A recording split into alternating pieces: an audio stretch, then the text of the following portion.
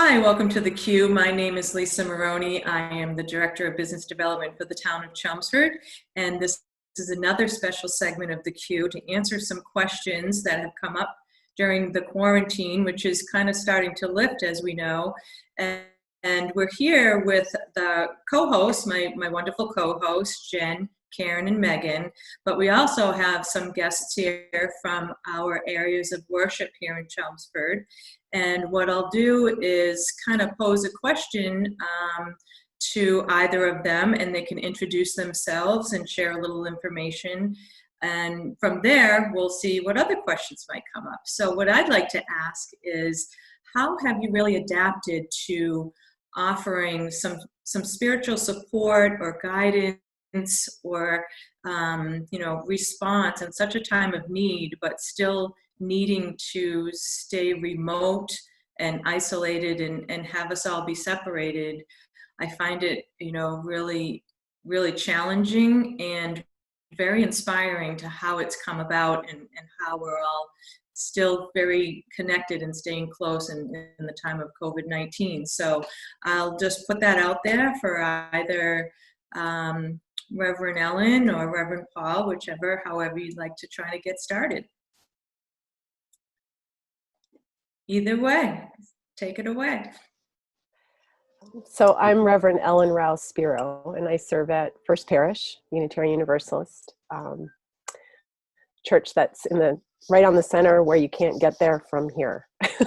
Is how I describe it. We've been on Zoom like everybody else. We figured out how to very quickly live stream our services.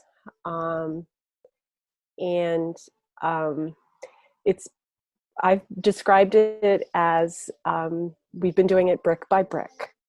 So the first March 15th, when this started, it was a pretty simple me talking into my computer in the sanctuary. And that was about it. And since that time, my music director, Steve Zaki, who's very talented, has learned a great deal and has found ways to bring musicians from our congregation and record ahead of time and I can't think of the word, but bring it all together so it sounds like the choir is singing or different musicians are playing together, or he himself has made his own quartet where he's playing the piano and different parts on the guitar, because music is really important to us. So that's how we've been handling worship, our meetings too. And I've been doing what I call Zoom cafes, where I just invite anybody who wants to check in with me on a weekly basis, just to come drop in and say hi, kind of like this. So that's sort of my short description. Thanks. That's great. That's great. I love how you've been innovative, as we all have had to be as well, but it's really insightful to see how that works for areas of worship. And, Reverend Paul, it'd be great to have your perspective as well on something like that. Yeah. So I'm the Reverend Paul Kolbet at All Saints Chelmsford, the old classic stone church in the middle of town. Here you can see it's beautiful inside. And it has been a huge challenge for us because we're all about personal relationships, making friends, connecting people to each other. And so when it was clear we had to, we never closed the church, we just quit gathering, which is different. And we're having a conversation about how we regather, but we stayed in business and we pretty much reinvented everything overnight, absolutely everything. And we had to, because our core commitment is that we're a safe church, that you can bring it. We spent a lot of time, we have 90 kids. So we spent a lot of time that all those kids are safe and nobody ever has to worry about that. And that's in the normal world. So now with the virus, we kept all those same commitments about keeping everybody safe. So we're still not gathering. And we instead put everything online in increasingly creative ways. And it seems to us that this was probably a long overdue change to allow people to participate in anything they want to remotely. So it's probably a permanent change for us. It's not just something that we responded to a crisis and then we get back to the normal world. It's kind of wonderful that people can, if you're in the hospital, you can still attend Sunday worship in your own way.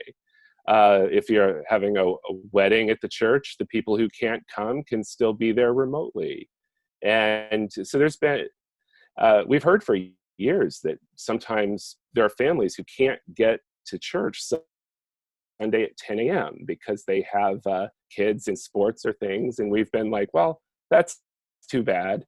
And we wish you could come, but you can't. And now we've discovered that we, through these new things we were forced to do, now lots of people can participate in our church that it didn't work for before. We've had new members join our church that have never been in the church physically yet, but in this time of isolation and all sorts of other challenges, they've needed a church community, and they've joined our church community through all our online things. And so we don't live stream our service on Sunday morning. We cobble it together from videos that people make in their homes. And so it's kind of unpredictable, but nobody's gathering in the building now. And anybody can log into All Saints Chelmsford, and you can see whatever the latest creative effort was. As Ellen mentioned, music is important to us, and that's been super challenging. And people really can't sing in the same room together and do that safely. So we're still working on that. But all our children's classrooms are online, and in the old world, if your kid was sick, you had to keep them home. And now you can keep them home, but they could participate in the classroom anyway. And so we've had a lot of creativity, and in the end, I think this is going to end up being really, really good for us, because we're kind of the classic. There are a lot of old churches in Chelmsford, but it took us, but we're really so 2020 right now. And I agree. So it's a ton of work, but it's super exciting, and we're growing into the new thing. But I would invite anyone who's thought about, like, hey, I might want a church home or something. Turns out pandemic's a great time to join a church. Apparently so. We're not reaching out just because of, our curious questions that keep coming about. Mm-hmm. I think it's interesting how each congregation is adapting differently. And I know in my experience, my church, St. Richard's, they have announced last Sunday, they announced they're having outdoor mass in the parking lot. And they have been streaming live on Facebook, and then you drive to the church, into the parking lot, to receive communion or whichever. But they're constantly adapting. And I find that so impressive, given the, couple thousand years it was the same way. And now all of a sudden, and there must be so much renewed interest to reconnect. And I know the work done by Jen and Karen and Megan is always about connectivity and reconnecting and providing resources to people that need help. So I think I'm going to hand it over to Jen to kind of hear a little bit, because I know she's very involved with the clergy throughout Chelmsford. And sometimes a little bit surprised. I'm like, oh, I never thought of those things in the work that Jen does. Yeah, thanks, Lisa. So Reverend Ellen and I actually met through the Chelmsford Clergy Group. I was able to attend a meeting in person back in the fall. And then since COVID, I've attended a couple of meetings online via Zoom. And I think a lot of people, when I talk to them, are surprised to learn that there is a Chelmsford Clergy Group. I think it's pretty unique to this community. I don't know that I've heard of it in very many communities. I think it's great that the different communities of faith in Chelmsford. The leaders seek to get together and to work together to address various needs throughout the community. And I feel very fortunate to sort of have been embraced by this group now and welcomed, and they've really, during this pandemic time, some of the clergy groups have been tremendous assets to me, because as we all know, I'm a department of one, so I rely heavily on volunteers in the community to help me get things done, and particularly during this time of high need with the pandemic. But Reverend Paul, you said something that really struck me about how you quit gathering, but you didn't quit operating. And it kind of reminds me of something that I've been saying all along through this pandemic, that, I'm not a fan of the term social distancing, because while we need to be physically distant, we really need to maintain social connection. And so I think that the faith-based community here in Chelmsford has been really creative in maintaining social connections. I think it's fantastic that you've actually had new members join your church during this time. And, Karen has spoken a lot during our shows about the issue of social isolation with our seniors. And I'm just wondering what Karen's perspective is, from the standpoint of someone who's going in and serving seniors through home care, and what kind of opportunities that this could present to seniors who are homebound, but maybe faith is a big part of their lives, and where before they maybe couldn't get out to services. As you said, Reverend Paul, this is kind of an opportunity for things to evolve and not necessarily go back to the way things were. Yeah. Hi, Reverend. So Visiting Angels serves all the seniors in our community.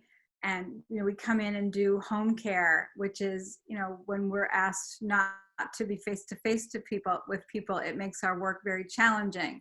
So we do get in there with masks and practicing proper hygiene. And I know that a lot of our clients are, religious oriented, and I find it really uplifting to hear that you are having live stream services to reach them. And some people are homebound and can't get to you during, even non-pandemic times. So I love that there's been a shift in everyone's viewing of getting in touch spiritually. And I would ask either of you, are there other programs? You talked about how you reached out to the kids in your community and you're keeping those 90 kids safe. Do you have any offerings for seniors who are at home, maybe group chats or one-on-one? I know that one of the big problems that we're having during this pandemic is not being able to mourn together when there's been a loss.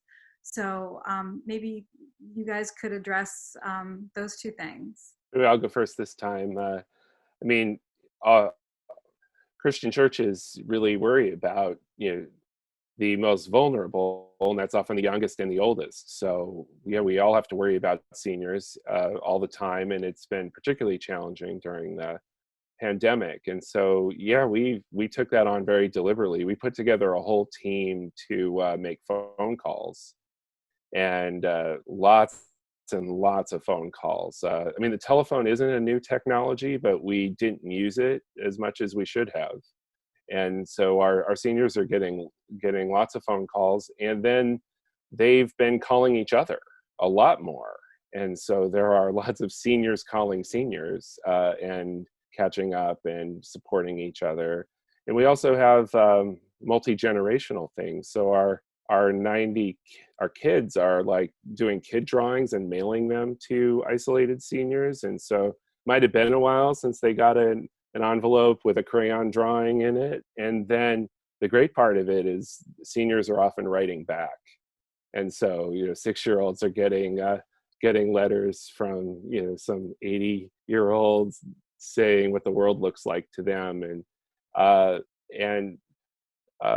So it is, we're working really, really hard on the senior issue, because and many of those people are the people who kind of made our church what it is today. And so we feel a real obligation to them. And it has been, for ministers, it's been one of the most challenging things, is not being able to go visit people when, we're good at visiting, and barging into the hospital and just saying like, hey, one of my people's here, I'm going to show up, and not being able to do that's been very hard, and not being able to go to some of the assisted living centers, that's been very challenging. But we're working on that, and we have a weekly coffee hour on Sundays like we used to in church, and some of our seniors from assisted living go to our coffee hour, and we see them, we get to check in on them, and they say it's a highlight of their week. So yeah, so they've been a big part of our community, even though many of them are very clear with me that they want this over with, and they want to be able to come back to church. Well, thank you for that, Reverend Paul. I think that that's going to serve also as an educational opportunity, because I know that my children cannot read their older aunts and uncles and grandparents' letters because they don't know how to read cursive. So I hope that that this serves a good purpose in teaching kids that ability. Yes. So true. And while we're talking, I had a thought come to mind, and maybe my Q host here could help a little bit. But when we had the library on our show a couple weeks ago, they mentioned some tablets will be coming out specific for seniors that are kind of preloaded with Wi-Fi and hotspots on them. And maybe that could be something to connect so that seniors could maybe see a mass remotely and live streaming. I know my mother's not very capable with technology, but it seems like maybe some of these connections could be very helpful through Age-Friendly Chelmsford. Something worth looking into a little bit more. It's on my list, but I would love to hear from Megan, because she sent me an email earlier today that had something to do with how to connect nutrition with spirituality, and I really need to hear what this is all about. So let's hear from you, Megan. Hi, everybody. Reverend Ellen and Reverend Paul, this is so great to have you on the show. As sort of someone who's coming from the overall wellness side of things, I know the importance of, social and emotional well-being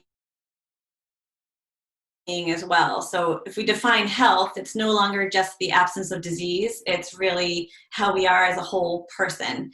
My grandmother, I've talked about her on the show before. She passed away last year. She was 101. And faith and her church in Lexington were huge parts of her life. And if she had had something like this, able to attend mass, virtually, I think that would have been amazing for her. So from my side of it, nutritionally, I was trying to boost up her, T cells and her immunity. But talking to both of you, I'm realizing how this can feed the soul, and how, health is all of these things combined. But if we can, keep people connected during, times like this, I think it's amazing. And so not only feeding, our bodies well, but also our mind and our soul. I think however you find it, however you're able to gain spirituality, whether it's out in nature, I find for myself when I'm, hiking in the woods, I feel very connected. And when I bring my children out there, they're just calmer and happier. When we leave mass, we just feel lighter. And I have felt that heaviness through this pandemic. I think my husband, who's very, has had a lot of loss in his life. And, every Sunday he would leave there just feeling like he was recharged a little bit.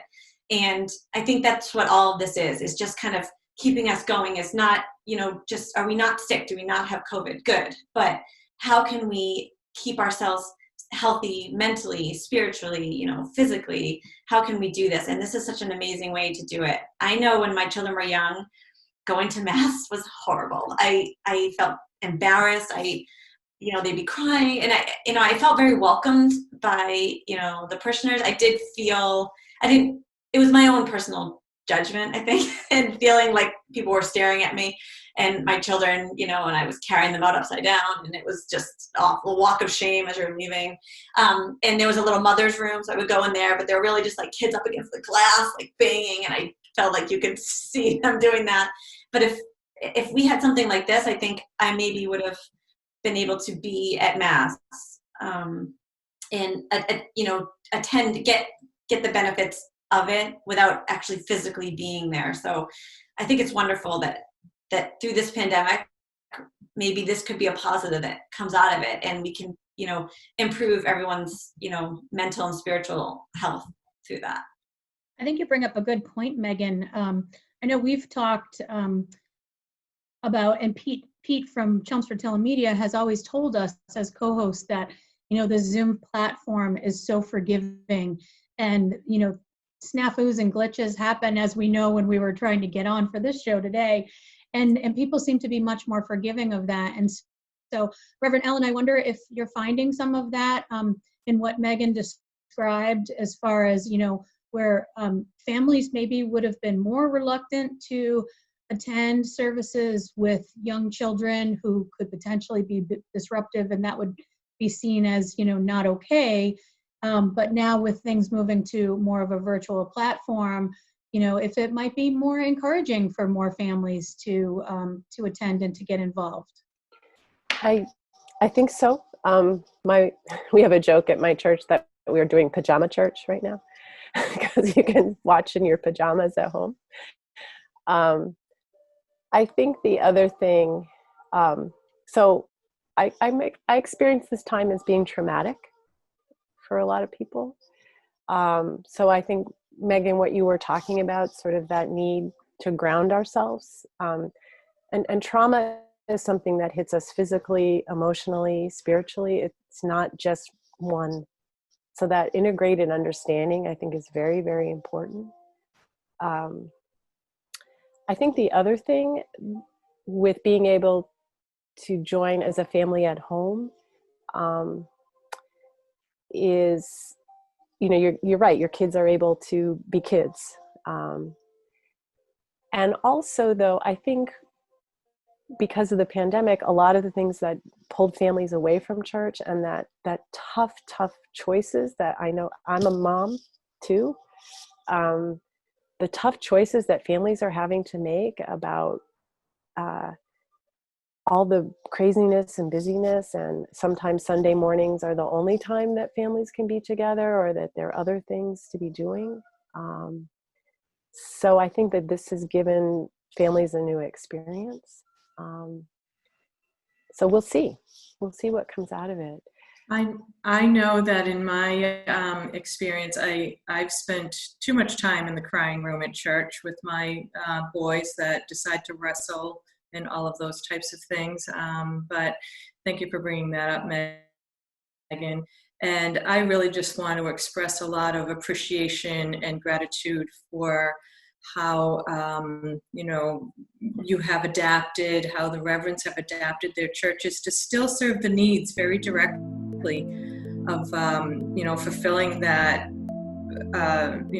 spiritual, like Megan had said, just feeding your soul. It's very important for us to be able to maintain some type of balance in our lives during a lot of difficulty. So I think that kind of wraps it up for our show today. Hoping that you would feel welcome to come back again sometime and talk in a few more months to see where we're at with that as well. And I really just greatly appreciate you sharing.